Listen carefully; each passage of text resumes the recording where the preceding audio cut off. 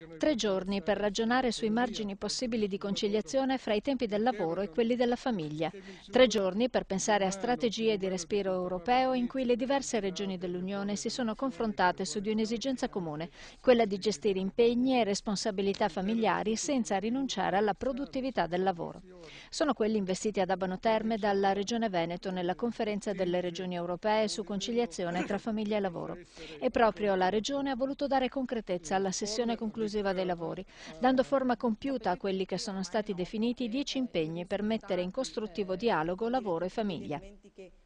Nei 10 impegni un ruolo sostanziale, ovviamente, il coinvolgimento diretto delle aziende attraverso incentivi e nuovi network interaziendali, ma non meno importante, secondo la Regione, la creazione di servizi flessibili e di nuove tipologie di contributi, in primo luogo economico, come i voucher per la famiglia, destinati soprattutto a chi ha figli molto piccoli, ma anche a chi ha congiunti anziani o malati da seguire. Nei 10 punti non manca l'impegno ad agevolare il reinserimento occupazionale di chi sia stato costretto a rinunciare al proprio lavoro per problemi di carattere familiare,